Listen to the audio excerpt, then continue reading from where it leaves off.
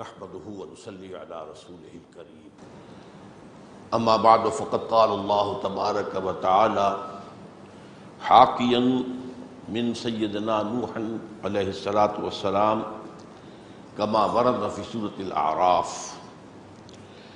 اعوذ بالله من الشيطان الرجيم بسم الله الرحمن الرحيم قال يا قوم ليس بي ضلالة ولكني رسول من رب العالمين ابلغكم رسالات ربی وانصح لکم واعلم من اللہ ما لا تعلمون وقال عز وجل حاکیا من سیدنا صالح علیہ السلام كما ورد في نفس السورة فتولى عنهم فقال يا قوم لقد أبلغتكم رسالة ربي ونصحت لكم ولكن لا تحبون الناصحين وقال عز وجل حاكيا من شعيب عليه الصلاة والسلام كما ورد في نفس السورة فتولى عنهم وقال يا قوم أبلغناكم رسالات ربي ونصحت لكم فكيف آسى على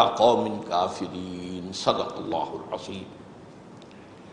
وعن أبي رقية تميم بن الأوس الداري رضي الله تعالى عنه أن النبي صلى الله عليه وسلم قال الدين والنصيحة قلنا لمن قال لله ولكتابه ولرسوله ولأئمة المسلمين وعامتهم رواه الإمام مسلم رحمه الله. رب اشرح لي صدري ويسر لي أمري واحلل عقدة من لساني يفقهوا قولي. اللهم ربنا ألهمنا رشدنا وأعذنا من شرور أنفسنا.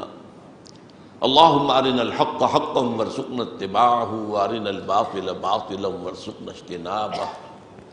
اللهم وفقنا لما تحب وترضى وتقبل منا فإنك خير المتقبلين آمین یا رب العالمین. اربعین نووی کی حدیث نمبر 7 پر گفتگو پچھلے جمعے میں بھی تھی، اور چونکہ اس پر گفتگو مکمل نہیں ہو سکی تھی اسی کو آج ہم کنٹینیو کر رہے ہیں. سورہ اعراف میں جہاں اولو العزم من الرسل کا تذکرہ ہے، حضرت نوح، حضرت صالح، حضرت شعیب، حضرت ہود، وہاں بار بار یہ لفظ آیا ہے کہ دعوت و تبلیغ جو ہے اس کی اصل روح کیا ہے؟ وہ نصیحت ہے، خیر خواہی ہے، لوگوں کا بھلا چاہنا، ان پر کوئی اپنی شخصیت کا روب جمانا نہیں، ان پر کوئی اپنی علامیت کی دھونس جمانا نہیں، اپنے تقوی یا اپنے تدین کا روب گانٹنا نہیں، بلکہ خالصتاً ان کی خیر خواہی، ان کے بھلا چاہنے کے لیے جو ہے ان کو دعوت و تبلیغ کی جائے. چنانچہ ہم نے پچھلی مرتبہ پڑھا تھا حضرت نوح علیہ السلام نے جب دعوت شروع کی تھی، ان کی قوم کے سرداروں نے کہا کہ معلوم ہوتا ہے تمہارا دماغ چل گیا ہے، ضلالت. انہوں نے جواب میں کہا ہے میری قوم کے لوگوں لیس بی ضلالت، مجھے کوئی دیوانگی مجھ پر طاری نہیں ہوئی ہے، کوئی پاگل پن نہیں ہے، کوئی میں بھولا بھٹکا ہوا آدمی نہیں ہوں، ولیکنی رسول رب العالمین، میں تو تمام جہانوں کے پروردگار کا رسول ہوں. ابلغکم رسالات ربی، میں تو تمہیں اپنے رب کے پیغامات پہنچا رہا ہوں.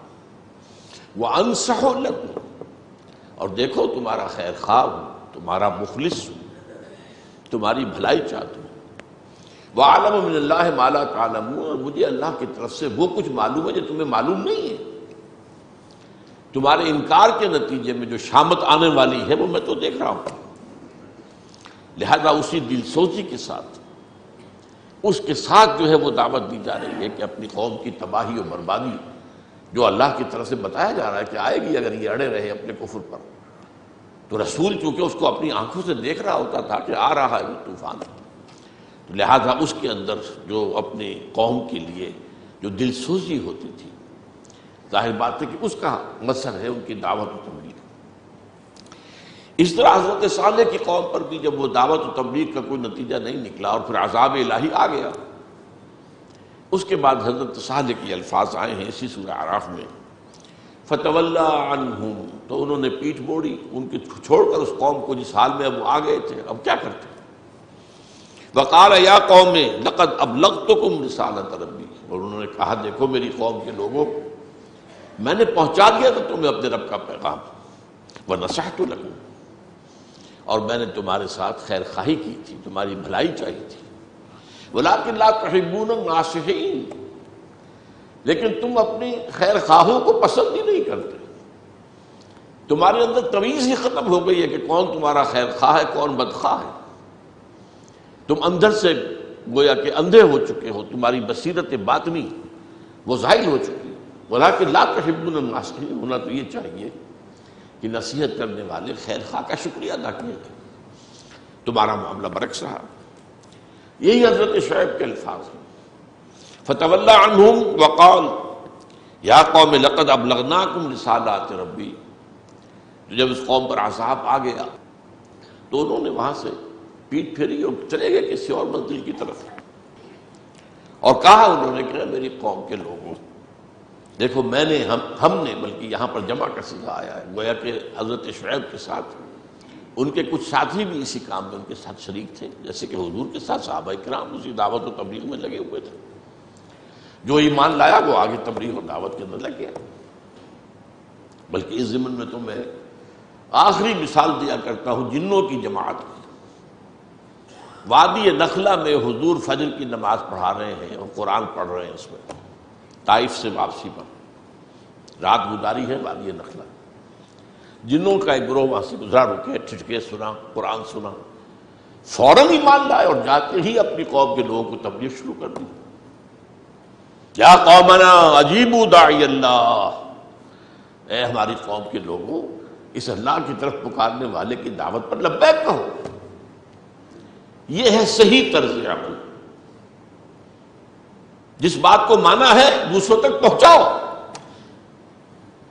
والعصر ان الانسان لفی خسر الا الذین آمنوا وعملوا الصالحات وتواصوا بالحق وتواصوا بالصبر، یہ چاروں چیزیں لازم ہیں۔ تو یہاں فرمایا کہ ہم نے تو پہنچا دیا تھا تمہیں پیغامات جو تھے، وَنَصَحْتُ لَكُمْ، اور ہم نے تمہارے لیے حق خیر خواہی تمہارا ادا کیا تھا، فَكَيْفَ أَعْصَىٰ عَلَىٰ قَوْمٍ كَافِرِينَ، اب کیسے میں رنج کروں اس قوم کی حالت پر کہ جو جس نے کفر کیا ہے۔ اب یہ رنج ہی کا انتہائی انداز ہے، جو رنجیدگی ہے طبیعت کے اندر، قوم کی تباہی، کیسے رنج کروں، لیکن یہ کہ رنج تھا۔ بہرحال اس پہ جو حدیث ہم نے پڑھنی شروع کی تھی، حضور نے جیسا کہ میں نے عرض کیا تھا جوامع الکلم، جن کے بارے میں کہ حضور نے فرمایا ہے کہ اوتیت جوامع الکلم، مجھے بڑے جامع کلمات اللہ نے عطا کیے، انہی میں سے یہ بھی ہے الدین والنصیحہ۔ دین تو نام ہے خیر خواہی کا، وفاداری کا، نصح کا، خلوص کا، اخلاص کا۔ اب یہ ظاہر بات ہے کہ یہ بھی میں نے پچھلی مرتبہ عرض کیا تھا کہ دین ایک حقیقت واحدہ ہے، اس کو سمجھانے کے 100 طریقے ہو سکتے ہیں۔ ایک پھول کا مضمون ہو تو 100 رنگ سے معلوم، ایک تو یہ کہ سمجھانے والے کے اعتبار سے وہ اپنے اسلوب بدلتا ہے، اپنا انداز بدلتا ہے، بات وہی ہے، مختلف انداز میں، مختلف پیراؤں میں، اور جنہیں سمجھانا ہے ان کا بھی مسئلہ یہ ہوتا ہے کہ مختلف لوگوں کی ذہنی ساخت مختلف ہوتی ہے، ایک بات اس انداز سے سمجھ میں نہیں آتی، اس انداز سے سمجھ میں آ جاتی۔ وہ جیسے کہ میں نے مثال دی تھی فیصل آباد کا گھنٹہ گھر، 8 بازار ہیں، جس بازار سے جاؤ گے گھنٹہ گھر سامنے موجود ہوگا، تو اس گھنٹہ گھر تک پہنچنے کے لیے راستہ کوئی بھی ہو سکتا ہے، تو یہ پہنچانے والے کی طرف سے بھی کہ وہ اسلوب بدلے، بار بار جو ہے ایک بات کو ایک ہی لفظ میں نہ دہرائے، بلکہ اس کو یہ کہ بدل بدل کر انداز سے۔ لیکن وہ الدین والنصیحہ، دین جو ہے وہ تو نصیحت کا نام ہے، یہ بھی پورے دین کی تعبیر ہے، پورے دین کی، پوری دین کی تعلیمات اس ایک لفظ میں ہے، الدین والنصیحہ۔ دین تو نام ہی نصیحت کا ہے، نصح کا ہے، خیر خواہی کا ہے، دوسروں کی بھلائی چاہنے کا ہے، وفاداری کا ہے، اخلاص کا ہے، یہ اصل تو دین۔ اب اس میں پھر پوچھا گیا لمن یا رسول اللہ، حضور کس کی وفاداری، کس کی خیر خواہی؟ تو سب سے پہلے اللہ کی وفاداری۔ اللہ کی وفاداری کا میں دو باتیں بیان کر چکا ہوں۔ انفرادی سطح پر اس کے جن احکام پر عمل کرنا ممکن ہے، چاہے مشکل کتنا بھی ہو۔ دو لفظ مختلف ہے، مشکل اور ممکن، مشکل اور ناممکن۔ مشکل کتنا بھی ہو، ناممکن نہ ہو، اس پر عمل کرنا اولاً تو یہ وفاداری ہے، ورنہ بے وفائی ہے۔ اور اس میں تفریق کر دی جائے کہ کچھ احکام سر آنکھوں پر اور کچھ احکام پاؤں تلے، تو بدترین وعید قرآن مجید میں جو آئی ہے وہ اس کے لیے آئی ہے۔ افتؤمنون ببعض الکتاب وتکفرون ببعض فما جزاء من یفعل ذلک منکم الا خزی فی الحیاۃ الدنیا ویوم القیامۃ یردون الی اشد العذاب وما اللہ بغافل عما تعملون۔ تو کیا تم ہماری شریعت کے ایک حصے کو مانتے اور ایک کو نہیں مانتے؟ تو کوئی سزا نہیں ہے ان کی جو یہ طرز عمل اختیار کریں گے سوائے اس کے کہ دنیا میں ذلیل و خوار کر دیے جائیں، اور آخرت میں پریپیئر فار دی شوق، آخرت میں شدید ترین عذاب میں جھونک دیے جائیں۔ یہ فتویٰ ہے اللہ کا، اور اللہ بے خبر نہیں ہے جو کچھ تم کر رہے ہو۔ اللہ کو پتا ہے تم عمرہ کرنے تو آئے ہو لیکن حرام کی کمائی سے کرنے آئے ہو۔ تمہاری داڑھیوں کے طول سے دھوکہ نہیں کھائے گا وہ،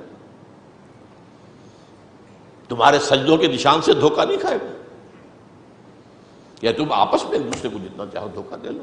تو پہلی بات، ہاں جن پر ممکن ہی نہیں ہے اس کا معاملہ اور ہو جائے گا، ممکن ہی نہ ہو۔ آج ہمارے لیے ممکن نہیں ہے کہ ہم چور کا ہاتھ کاٹیں جب تک کہ نظام نہ بدلے، قانون نہ بنے۔ آج میرے لیے ممکن ہی نہیں ہے کہ سود سے بالکل بچ جاؤں، سود کا دخان یا اس کا بخار یا اس کا جو دھواں ہے وہ تو میرے اندر جائے گا ہی، لیکن براہ راست انوالو ہونا یہ میرا جرم ہے، اس کو تو میں چھوڑ سکتا ہوں۔ اس اعتبار سے تو ایک کام تو یہ ہے کہ دین کے، شریعت کے جن احکام پر عمل ممکن ہو چاہے کتنا ہی مشکل ہو ان پر عمل کیا جائے، وفاداری کا اولین تقاضا یہ ہے۔ دوسرے یہ کہ جن احکام پر عمل ناممکن ہے ان پر عمل کرنے کے لیے اس نظام کو بدلا جائے، اس کی جد و جہد کی جائے۔ اگر اس کی آپ جد و جہد نہیں کر رہے تو آپ اللہ کے وفادار کہاں ہوئے؟ آپ تو اللہ کے باغیوں کے وفادار ہیں، آپ ان کے ساتھ تعاون کر رہے ہیں پیسیولی۔ ایک ایکٹیو تعاون ہوتا ہے، ایک پیسو تعاون ہوتا ہے، ایک ایکٹیو ریزسٹنس ہوتی ہے، ایک پیسو ریزسٹنس ہوتی ہے۔ تو پیسیولی میں نے شاید پچھلی مرتبہ بھی آپ کو بتایا تھا کہ جو بش نے جملہ کہا تھا، بش نے یا اس کا جو فارن منسٹر تھا پاول، ان میں سے کسی ایک نے کہا تھا ہمارے جو بش صاحب ہیں، مشرف صاحب، ایک بش ہے ایک بش ہے، دو یہ لفظ استعمال ہوتا ہے، بش اینڈ بش۔ اس سے کہا تھا یو آر ود اس اور اگینسٹ اس۔ تو بعد میں مجھے معلوم ہوا حال ہی میں کہ یہ جملہ تو حضرت مسیح کا ہے علیہ الصلوۃ والسلام، He who is not with me is against me۔ وہ شخص جو میرے ساتھ نہیں ہے وہ میرے اگینسٹ ہے، میرا دشمن ہے۔ یا ساتھ دو یا جاؤ ادھر کھڑے ہو جاؤ، بیچ میں کوئی راستہ نہیں۔ تو یہ ہے اللہ کی وفاداری دو الفاظ پر۔ پھر اس کی کتاب کے ساتھ وفاداری میں عرض کر چکا ہوں، اس پر میرا کتابچہ، اس کو ماننا جیسا کہ ماننے کا حق ہے، اس کو پڑھنا جیسے کہ پڑھنے کا حق ہے، اس کو سمجھنا جیسے کہ سمجھنے کا حق ہے، اس پر عمل کرنا جیسے کہ عمل کا حق ہے، اسے دوسروں تک پہنچانا جیسے کہ اس کی تبلیغ کا حق ہے۔ تفصیل میں جانے کا موقع نہیں ہے، کتابچہ موجود ہے، پڑھیے۔ میری جو بھی سن 65 کے بعد کی زندگی، 1965 کے بعد سے آج تک کی جو زندگی ہے، اس کا جو پہلا کام ہے وہ یہی کتابچہ تھا، جو میں نے 2 جمعوں میں تقریریں کی تھی مسجد خضرہ سمر آباد میں، اور پھر کتابچے کی شکل میں شائع کی۔ وہ سٹارٹنگ پوائنٹ ہے، تو اس کو پڑھیے۔ پھر رسول کی وفاداری، اس پر بھی الحمدللہ میرا ایک کتابچہ موجود ہے، ایک آیت قرآنی کے حوالے سے میں نے اس کو بیان کیا۔ فرمایا گیا فالذین آمنوا بہ وعزروہ ونصروہ واتبعوا النور الذی انزل معہ اولئک ھم المفلحون، جو ہمارے نبی رسول امی صلی اللہ علیہ وسلم پر ایمان لائیں گے اور ان کی عزت کریں گے، تعظیم کریں گے اور ان کی مدد کریں گے اور اس نور کی پیروی کریں گے جو ان کے ساتھ نازل کیا جائے گا، وہی ہے فلاح پانے والے۔ اس پر میرا کتابچہ ہے، یہ میری ایک تقریر تھی کراچی کی ایک مسجد میں کی تھی میں نے، پھر ٹیپ سے اتار کر شائع کی گئی۔ نبی اکرم صلی اللہ علیہ وسلم سے ہمارے تعلق کی بنیادیں۔ اب یہاں دیکھیے، اللہ کے ساتھ اور رسول کے ساتھ خلوص اور اخلاص جڑ گئے۔ اللہ کے دین کو قائم کرنا یہ ویسا بھی میرے ایمان کا تقاضا ہے، اور رسول کا فرض منصبی یہی تھا، لہذا اس کی نصرت اسی کام کے لیے تو ہے نا۔ انہوں نے کوئی مدد اپنی حکومت بنانے کے لیے تو نہیں کی تھی، وہ تو جب مدینے میں بیٹھ گئے تھے، آپ سربراہ سلطنت تھے، اس وقت کے خلیفہ وہی تھے نا، اور کون تھے؟ اس وقت بھی گھر میں فاقے تھے،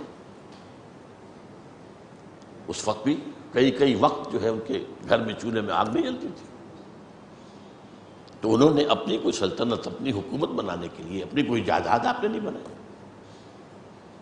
ظاہر بات ہے کہ نوع انسانی کا سب سے زیادہ باصلاحیت انسان وہ تو محمد تھے، اس میں تو کوئی شک ہی نہیں صلی اللہ علیہ وسلم۔ انہوں نے اپنی ان صلاحیتوں اور توانائیوں سے خود کیا حاصل کیا؟ تو یہاں آ کر نصرت رسول کس کام کے لیے؟ وہی اللہ کے دین کو قائم کرنے کے لیے، اور وہ معرکہ جاری ہے، ستیدہ کار رہا ہے ازل سے تا امروز، چراغ مصطفی سے شرار بولہبی، بلکہ اب ایک مرتبہ بہت یہ بھٹی بہت دہکنے والی ہے، بہت شد و مت کے ساتھ دہکے گی، بہت بڑی جنگ ہوگی، پچھلی صدی کی دونوں عالمی جنگوں کو مات دے جائے گی، اس میں بھی کروڑوں انسان قتل ہوئے تھے، اب بھی کروڑوں قتل ہوں گے، اور زیادہ دور نہیں، اس کے لیے سٹیج تیار ہو رہا ہے، بالکل تیار ہو۔ بہرحال اس مارکے میں بھی آپ بیٹھے نہیں اس میں حصہ لے رہے، نہ اللہ کے دین کی وفاداری کا ثبوت دے رہے ہیں کہ اس کو قائم کرنے کی جد و جہد میں شریک تو ہو جائیں، نہ رسول کی نصرت کہ دین کو قائم کرنا، اور ہونا ہے وہ ہو کر رہے گا جیسے اس وقت ہو کر رہا۔ اب جس نے اس میں اپنا حصہ لے لیا وہ سرخرو ہو گیا، جو محروم رہ گیا۔ آج بھی وہی ہے کہ ہوگا لازماً، خبر دی ہے حضور نے، قیامت سے پہلے کل روئے ارضی پر خلافت علی منہاج النبوت کا نظام قائم ہوگا۔ اب اس میں جو لوگ حصہ اپنا ڈالیں گے وہ سرخرو ہو جائیں گے، جو اپنے دھندوں میں مگن رہ کر اور اپنی زندگی گزار دیں گے اسی طریقے سے، وہی معاش کی بھاگ دوڑ اور وہی صرف اپنے اور اپنے اہل و عیال کا معاملہ، اس کا فکر، اپنے بچوں کا بھی دنیاوی مستقبل پیش نظر ہے، دینی مستقبل یا اخروی مستقبل تو کسی کے پیش نظر ہے ہی نہیں، وہ محروم رہ جائے گا۔ لیکن ہونا ہے یہ، جس کی خبر علامہ اقبال دے گئے ہیں 60 سال پہلے، دنیا کو ہے پھر معرکہ روح و بدن پیش، تہذیب نے پھر اپنے درندوں کو ابھارا، اللہ کو پامر دیے مومن کے بھروسہ، ابلیس کو یورپ کی مشینوں کا سہارا۔ تفصیل میں جانے کا موقع نہیں، تو للہ ولکتابہ ولرسولہ۔ اب آگے چلیے، ولأئمۃ المسلمین وعامتہم، اور نصح اور خیر خواہی اور بھلائی چاہنا مسلمانوں کے امراء سے مراد امیر یہ دولت مند نہیں، جو ان کے امام ہوں، ائمۃ المسلمین، لیڈر یا حاکم، ان کی خیر خواہی، یا کوئی جماعت ہے آپ اس میں شریک ہیں تو اس کے امیر کی خیر خواہی۔ تو ائمہ جو ہے وہ اس میں لفظ عام کر دیجیے، اور عام مسلمانوں کی خیر خواہی۔ اب یہاں نوٹ کرنے کی بات ہے، بہت باریک بات، ائمہ کو پہلے کیوں لائے، عوام کو بعد میں کیوں کیا؟ ائمہ کی بھلائی سے کروڑوں کا بھلا ہو جائے گا۔ عوام کی بھلائی سے انہی کا صرف ہوگا جس تک کہ آپ کر سکے اور جس تک کوئی بات پہنچا سکے۔ جیسے کہ کہا جاتا ہے کہ ایک مرد کی تعلیم سے تو ایک مرد سے جو ہے سنورتا ہے تہذیب سے، اور ایک لڑکی کی تعلیم سے تو ایک خاندان سنورتا ہے۔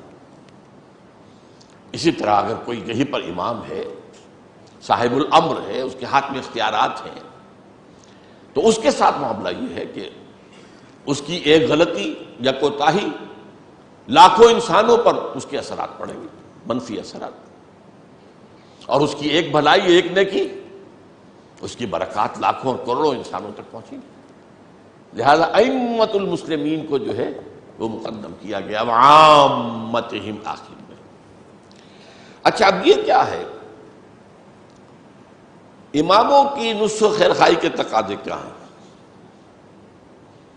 پہلے وہ بات، پھر دوبارہ امام سے مراد ٹھیک ہے مسجد کا امام بھی امام ہے، لیکن آج ہمارے ہاں جو پوزیشن رہ گئی ہے بیچارے مسجد کے امام کی، وہ آپ کو معلوم ہے۔ قوم کیا چیز ہے، قوموں کی امامت کیا ہے، اس کو کیا سمجھیں یہ بیچارے درکت کے امام ہیں۔ اصل امام تو وہ ہے جو ایوان حکومت میں بیٹھے ہیں، وہ مرکزی ہو یا صوبائی ہو، یا آپ کے ہاں کسی ضلعی حکومت ہو، اصل امام تو وہ ہے۔ پھر یہ کہ جماعتیں ہیں، تحریکیں ہیں، ان کے امام ہیں، ان کے امراء ہیں۔ اور پھر یہ کہ ہر گھر میں جو اس گھر کا جو ہیڈ ہے وہ امیر ہے وہاں۔ کلکم راعٍ وکلکم مسئول عن رعیتہ، تم میں سے ہر شخص ایک چرواہے کے مانند ہے اور وہ ذمہ دار ہے ان بھیڑوں بکریوں کا جو اس کے چارج میں دی گئی ہیں۔ صبح کو لے کر جایا کرتے تھے نا، بچپن میں ہمیں یاد ہے، بکری پالی ہوئی ہے، وہ آیا ہے ایک چرواہا، وہ لے گیا ہے، شام کو لے کر آتا ہے، ہی از رسپانسبل، شام کو واپس لا کے دے گا وہ بکری، ہی از رسپانسبل۔ اسی لیے فرمایا کلکم راعٍ وکلکم مسئول عن رعیتہ، اس سے باز پرس کی جائے۔ تو ایک بات تو یہ ہے کہ یہ جو ائمہ ہیں، ائمہ وہ جو اس کو یعنی پھیلا دیجئے، گھر کا امام ہیڈ آف دی فیملی، جماعت کا امام اس کا امیر، حکومت کے امام جو برسر حکومت ہے، جماعتوں اور تحریکوں کے جو امراء ہیں۔ پہلی بات ان کے حق کا، ان کے نفس خیر خواہی کا تقاضا کیا ہے؟ اطاعت فی المعروف، ان کی اطاعت کی جائے معروف میں، منکر میں نہیں، معصیت میں نہیں، معروف، جو بھی بھلا حکم دے، جو شریعت کے خلاف نہ ہو۔ کوئی شخص فرض کیجئے، جیسا کہ میں نے اس سے پہلے عرض کیا ہے کہ اسلام کا اصول یہ ہے کہ جس شے کی حرمت ثابت نہیں وہ حلال ہے، یہ نہیں کہ جس کی حلت ثابت نہیں وہ حرام ہے، نہیں، برعکس۔ اسی طرح معروف میں باقی چیزیں بھی آ جائیں گی، چاہے قرآن و سنت کے پر مبنی نہیں ہے حکم، لیکن قرآن و سنت کے خلاف بھی نہیں ہے، وہ بھی معروف میں آ جائیں گے۔ تو اطاعت فی المعروف اپنے ائمہ کی، یہ ان کا پہلا حق ہے۔ دوسرا، عدم تنازع، جھگڑنا نہیں ان سے، کھینچ تان کرنا یہ نہیں، تعاون کرنا، ان کی بھلائی چاہنا، اور خاص طور پر صائب مشورہ دینا۔ صائب مشورہ جو ہے یہ بہترین خیر خواہی ہوتی ہے امراء کی، ائمہ کی، حکمرانوں کی، یہ کرو، یہ کرو، یہ کرو، اس کو آپ کہہ سکتے ہیں امر بالمعروف، لیکن ساتھ ہی تنقید بھی، لیکن وہ بھی خیر خواہانہ تنقید، اس کی بھلائی کے لیے تنقید کر رہا، اس کو نیچا دکھانے کے لیے نہیں کر رہا، اس کے اوپر اپنی فوقیت جمانے کے لیے نہیں کر رہا، اس کی بھلائی کے لیے۔ یہ تنقید جو ہے یہ مثبت ہے، تعمیری ہے، اور اس کا اندازہ ہو جاتا ہے جس پر تنقید کی جا رہی ہو، اس کا دل گواہی دے دے گا یہ شخص کس نیت سے تنقید کر رہا ہے۔ دل را بدل رہیست، دل کو دل سے ایک راستہ ہوتا ہے، چاہے زبان سے بات نہیں نکلی ہے لیکن میرے دل میں وہ بات آ گئی جو آپ کے دل میں ہے۔ آج تو دنیا میں مانا جاتا ہے ایکسٹرا سینسری پرسیپشن، ESP، یہ صرف ہمارے 5 حواس خمسہ ہی جو گنے جاتے ہیں وہی نہیں ہے، یہ آنکھیں اور کان اور یہ سونگنا اور چکھنا اور چھونا، یہ تو سینسری آرگنز ہمارے ہیں، لیکن ایکسٹرا سینسری پرسیپشن آج پوری دنیا میں مسلم ہے، دل را و دل رہیست۔ تو اس حوالے سے یہ بات پتہ چل جاتی ہے، اس لیے کہ آج کی دنیا میں جو سلسلہ چل رہا ہے، جمہوری تماشا جو ہے، جمہوری تماشا، اس میں در حقیقت تنازع ہوتا، تم ہٹو ہم آئیں گے، یہ خالص غیر اسلامی بات ہے۔ ہاں ان سے مطالبہ کرو، خلاف اسلام چیزیں ختم کرو، اسلام کے جو ہیں احکام نافذ کرو، یہ ٹھیک ہے کرو، لیکن یہ کہ تم ہٹو ہم آئیں گے، یہ مغربی جمہوریت کی روح ہے۔ آپ کے علم میں ہوگا کیسی کیسی تنقیدیں خلفائے راشدین برداشت کرتے تھے۔ سلمان فارسی درویش، جس کو حضور نے خود اپنے اہل بیت میں سے قرار دیا ہے، سلمان و منا اہل البیت، وہ ایک پھٹی پرانی سی چادر لیے ہوئے کھڑے ہو گئے ہیں، حضرت عمر خطبہ لے رہے ہیں اور کہتے ہیں لا سمع ولا طاعہ، نہ سنیں گے نہ مانیں گے۔ کیوں بھائی کیا ہوا؟ یہ نہیں کہا بیٹھ جاؤ، نہیں، کیا بات ہے سلمان، یہ آپ نے جو کرتا پہنا ہوا ہے یہ ان چادروں سے بنا ہے، یمنی چادریں جو مال غنیمت میں آئی تھی، اور ہر مسلمان کو جتنا کپڑا ان میں سے ملا ہے ان سے کرتا نہیں بنتا، اور آپ ہم میں سے ہیں بھی طویل القامت انسان، یہ کرتا کیسے بن گیا آپ کا؟ there is something wrong somewhere، کوئی خیانت ہوئی؟ تو اس سے نہیں ہوئے، یہ نہیں کہا میرا انفرادی معاملہ ہے، یہ میرا نجی معاملہ ہے، نہیں، بیٹے سے کہا عبداللہ ابن عمر رضی اللہ تعالیٰ عنہ، عبداللہ تم جواب دے دو۔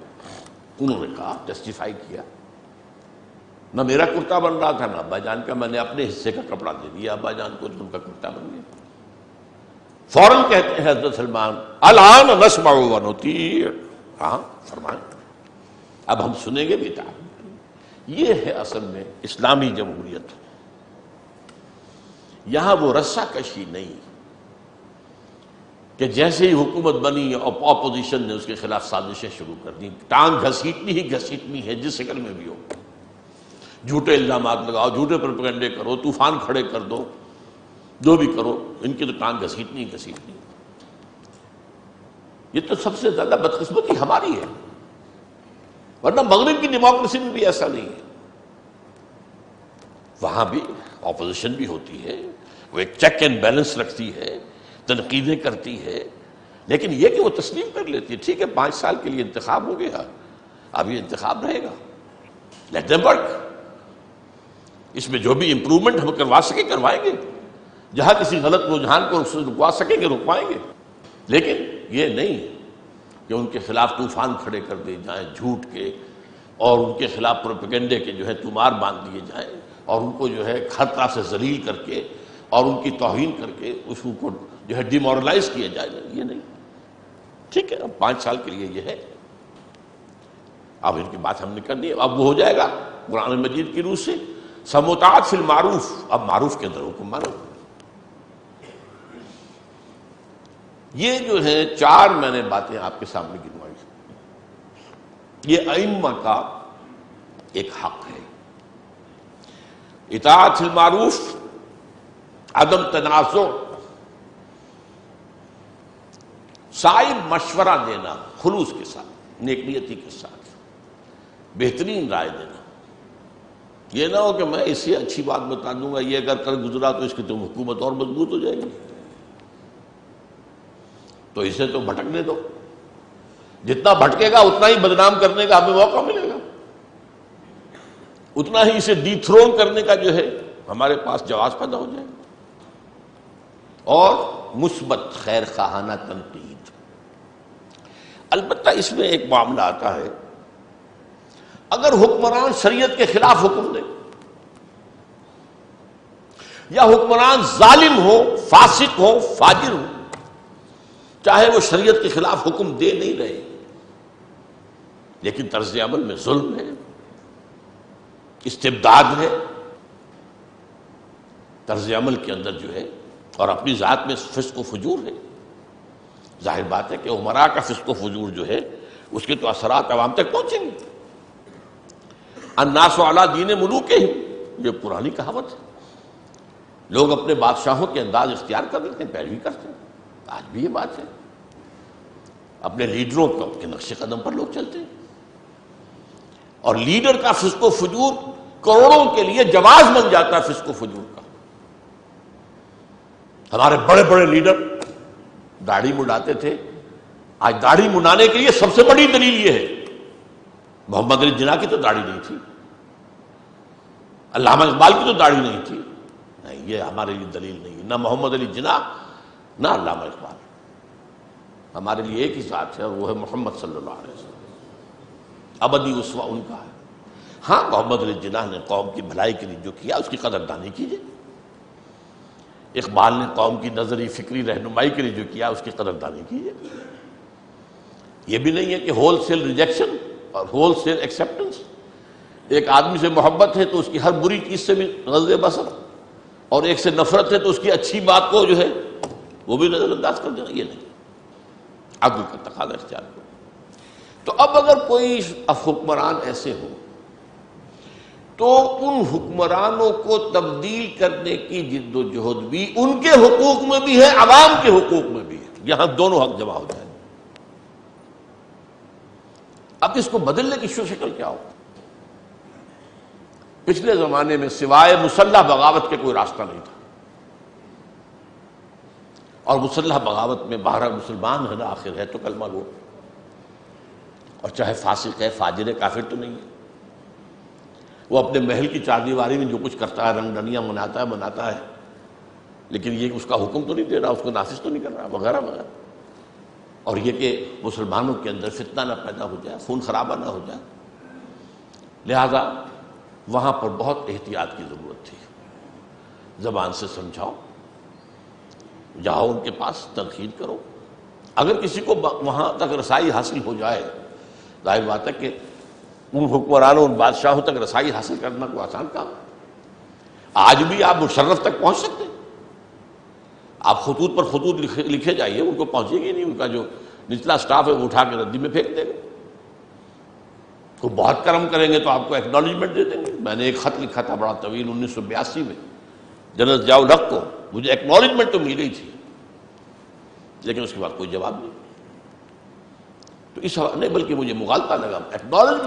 ایکنالجمنٹ ڈیو کے ساتھ میں نے بھیجا تھا، وہ اس کی واپس مجھے رسید جو آتی ہے ایکنالجمنٹ ڈیو کی، وہ تو آگے دستخط نہیں تھا کسی کے، اس کہ ہم نے رسول کی ہے. بہرحال اس صورت میں معاملہ جو تھا وہ مختلف تھا. اسی لیے آپ قصے سنتے ہیں، فلاں خلیفہ ہارون رشید، فلاں صاحب نے نصیحت کی، اس کی آنکھوں میں آنسو آ گئے. ٹھیک ہے، یہ ہوتا تھا. آخر ہر انسان جو ہے اس کے اندر ایک جذبہ بھی ہوتا ہے، خلوص اور اخلاص کے ساتھ نصیحت کرنے والوں کی قدر بھی ہو جاتی ہے. لیکن وہی ہارون رشید اگر کسی وقت مزاج شاہانہ جو ہے اس کا کوئی اور رنگ ہے تو اسی وقت جلاد کو حکم دے گا، گردن اڑا دے گا. لہذا اکثر واقعات میں آتا ہے کہ فلاں بزرگ نے جب نصیحت و خیرخواہی کے لیے تنقید شروع کی تو پہلے اپنے کپڑے سمیٹ لیے اچھی طرح، کہ ایسا نہ ہو کہ میری گردن فوراً اڑا دی جائے اور میرا سطر کھل جائے اور میں جو ہے میرے کپڑے جو ہے آس پاس خراب ہو جائیں. اس لیے کہ وہ تو پھر وہاں دیر نہیں لگتی تھی. وہاں یہ نہیں تھا کہ کوئی کورٹس کے اندر جاؤ اور یہ کرو، اور کوئی ہیبیس کارپس کی جا سکتی ہے، کوئی جو ہے خام خواہ کی نظر بندی کے خلاف آپ کورٹ میں جا سکتے ہیں. کچھ نہیں، وہ تو بادشاہ تھے، مزاج شاہانہ، ان کو تو تاب نہیں ہوتی تھی، لیکن کبھی خیر بھی ہو جاتا تھا. ایسے بھی لوگ تھے جو بھلی بات سنتے تھے اور بھلی بات کہنے والوں کی قدر بھی کرتے تھے. لیکن یہ سب ان پر ڈپینڈ کرتا تھا، یہ ان کا سبجیکٹو معاملہ تھا، کوئی نظام نہیں تھا. آج کی دنیا میں خوش قسمتی سے وہ نظام جو برا نظام تھا اس میں ایک اچھائی کا پہلو ہے. اس لیے کہ یہ میں نے کئی مرتبہ بیان کیا ہے کہ دنیا میں شر محض کا وجود ہی نہیں. بڑے سے بڑے شر میں بھی کوئی نہ کوئی پہلو خیر کا موجود ہوتا ہے، ورنہ شر کھڑا ہی نہیں ہو سکتا. جیسے آپ کو معلوم ہے نا، آکاش بیل جو درخت کے اوپر چڑھ جاتی ہے اس کے اوپر چڑھنے کا خود کوئی امکان نہیں ہے، وہ تو درخت کے اوپر چڑھے گی۔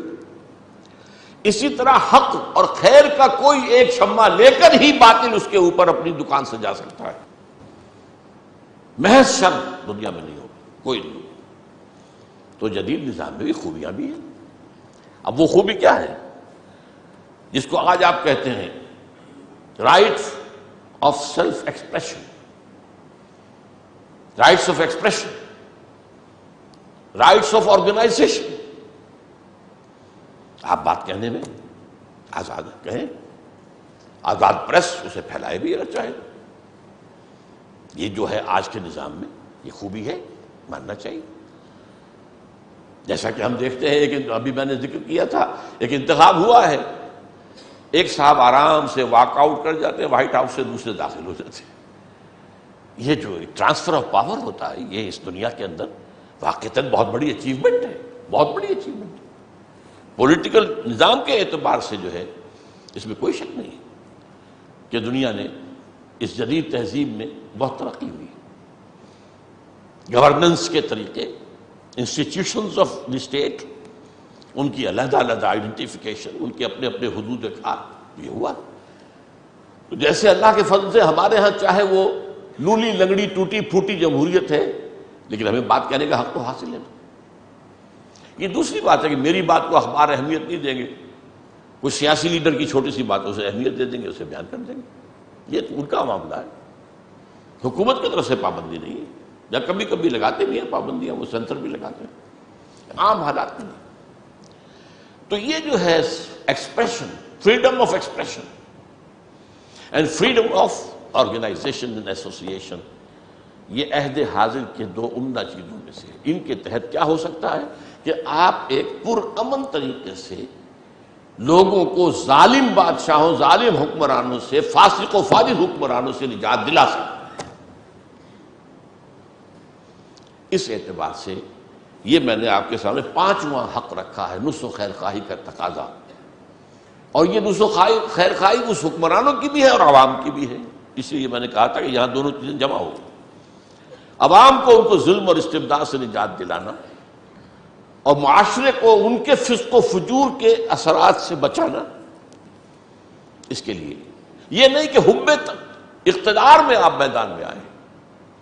یہاں معاملہ سارا جو ہے، پہلی حدیث جو ہم نے پڑھی تھی وہ یاد ہوگا، انما الاعمال بالنیات، اعمال کا دار و مدار نیتوں پر ہے۔ یہ نہیں کہ تم ہٹو میں آؤں گا، میں بناؤں گا، میں چلاؤں گا، نہیں۔ ہمیں بھائی دین چاہیے، ہمیں اسلام چاہیے، ہمیں شریعت چاہیے، حکومت نہیں چاہیے۔ جیسے کہ بعض لوگ کہتے بھی ہیں ایک دوسرے کے لیے، مختلف جماعتیں، کہ فلاں جو ہے انہیں اسلام نہیں چاہیے، اسلام آباد چاہیے۔ اور اس میں کوئی شک نہیں کہ آج کل کی جو ہماری پالیٹکس ہے اس کا مین معاملہ یہی ہے، پاور پالیٹکس، اس کو کہتے ہی ہے پاور پالیٹکس۔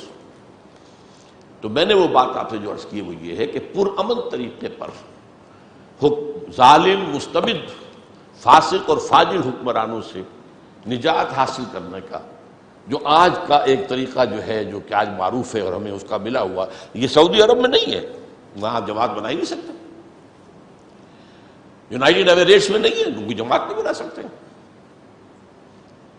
لیکن اسلام ہمارے جہاں بھی ہے، ہمارے ہاں ملک ہیں جن میں کہ یہ ایسوسیشن کی یہ صلاحیت اور یہ موجود ہے، ایکسپریشن کی آزادی موجود ہے۔ چنانچہ انڈونیشیا میں بھی ہے، ملیشیا میں بھی ہے، بنگلہ دیش میں ہے، پاکستان میں ہے اللہ کے فضل و کرم سے، ترکی میں ہے، اگرچہ وہ انتہائی سیکولر ملک ہے لیکن یہ پہلو تو ان کے ہاں موجود ہے۔ تو یہ جو ہے ائمہ کے حقوق میں نے گنوائے، اطاعت فی المعروف، عدم تنازع، یہ نہیں کہ تم ہٹو، تم سے چھین کر اقتدار ہم لیں گے۔ یہ تنازع کا لفظ جو آتا ہے عربی میں در حقیقت چھینا جھپٹی کے لیے آتا ہے،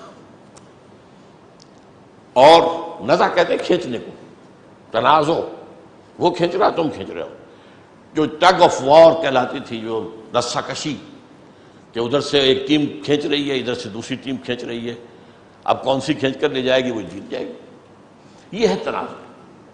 اور سائد مشورہ خیر خواہی کے تحت، اور خیر خواہانہ تنقید، اور نمبر 5 میں نے گنوایا جس میں کہ ائمہ کے اور عوام کے حقوق دونوں شامل ہو جاتے ہیں، کہ حکمران اور ائمہ اگر ظالم ہوں، اگر غاصب ہوں، اگر مستبد ہوں، اگر فاسق و فاجر ہوں تو ان کو بدلنے کی کوشش جدوجہد، اس لیے نہیں کہ اپنا اقتدار مطلوب ہے بلکہ اس میں بھی ان کی بھی خیر خواہی مقصود ہے۔ ظاہر بات ہے کسی دولت مند کے پاس دولت ہے اور اخلاق و کردار نہیں ہے تو یہ دولت اس کے حق میں زحمت بن جائے گی، عیاشیاں کرے گا، بدماشیاں کرے گا، یہ دولت نعمت نہیں رہے گی، یہ اس کے حق میں بھی زحمت ہے۔ تو اقتدار جو ہے اس غلط شخص کے حق میں بھی زحمت ہے، اس کے لیے بھی نقصان دہ ہے، اس کے لیے بھی ضرر رساں ہے، اس سے اس کو چھٹکارا دلانا یہ اس کا گویا کہ خیر خواہی کا تقاضا ہے، اور عوام کو اس سے نجات دلانا۔ اب آئیے عوام کے لیے دوسروں خیر خواہی، ہر مسلمان کے دوسرے مسلمان پر کچھ حقوق معین کر دیے ہیں، یہ ادا کرنے ہیں ہر حال۔ یہ جو ہے حضرت علی رضی اللہ تعالیٰ عنہ سے یہ حدیث ہے جو میں اب آپ کو سنا رہا ہوں۔ قال قال رسول اللہ صلی اللہ علیہ وسلم للمسلم علی المسلم ستۃ، ہر مسلمان کے ہر دوسرے مسلمان پر 6 حق ہیں۔ یہ عوامیت جو ہے نا، عمومیت، اس کو ذہن میں رکھیے، عامتہم اسی سے لفظ عموم ہے۔ یسلم علیہ اذا لقیہ، جب ملاقات و سلام کرے اور سلام میں سبقت کرنے کی کوشش کرے، اگرچہ کچھ آداب سکھائے گئے ہیں، چھوٹے بڑوں کو سلام کرے، آنے والا پہلے سے جو محفل میں موجود ہے ان کو سلام کرے، سوار پیدل کو سلام کرے، مختلف چیزیں ہیں، انداز ہیں مختلف، لیکن یہ کہ بہرحال جتنی سبقت کی جائے اتنا ہی ثواب زیادہ مل جائے۔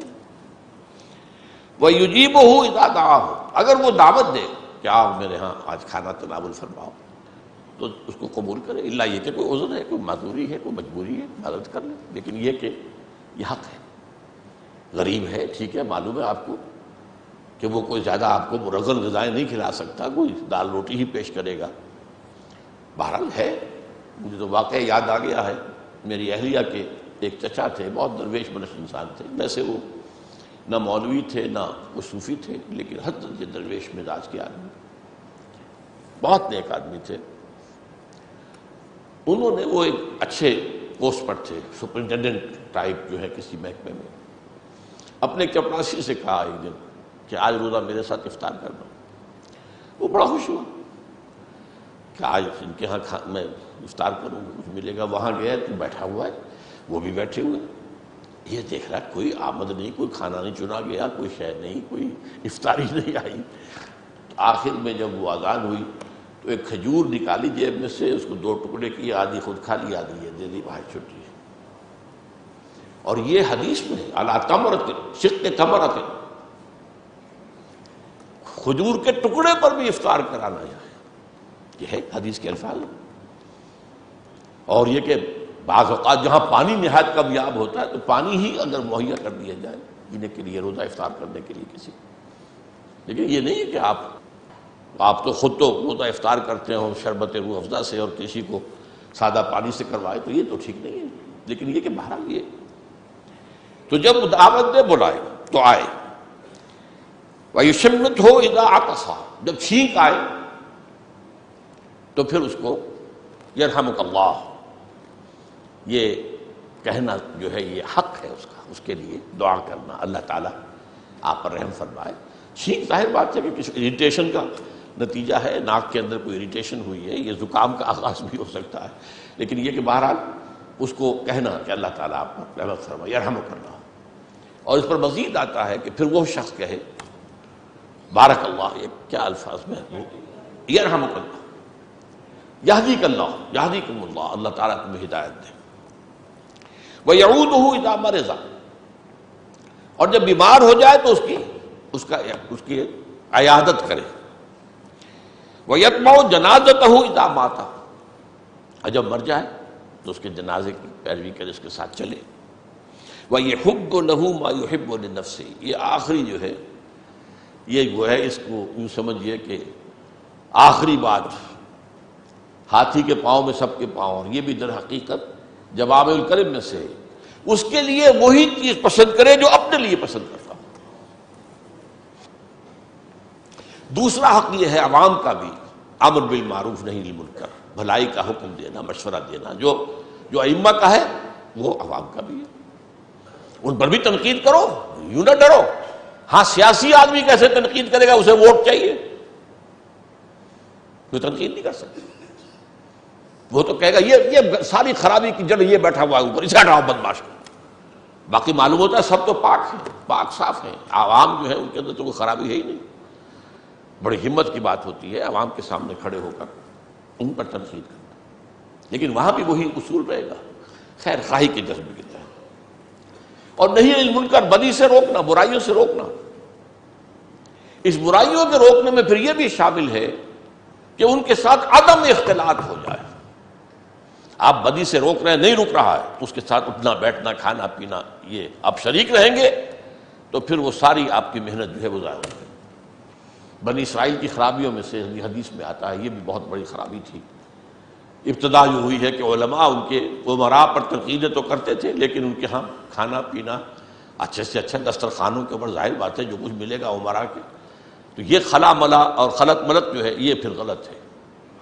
وَنَخْلَعُ وَنَتْرُكُ مَنْ يَفْجُرُكَ، جو آپ جو دعائے قنوت میں کہتے ہیں کہ ہم جو ہے قطع تعلق کرتے ہیں اور ان سے ترک تعلق کرتے ہیں جو تیرے احکام کی جو ہے وہ دھجیاں بکھیرتے ہوں، مَنْ يَفْجُرُكَ۔ اور پھر آخری بات وہی جو میں بیان کر چکا ہوں، عوام کو بوجھوں سے نجات دلانا۔ غلط معاشی نظام قائم ہے، عوام کس رہے چکی کے دو پارٹوں کے درمیان، اس نظام کو بدلو، یہ عوام کا حق ہے، عوام کی خیر خواہی،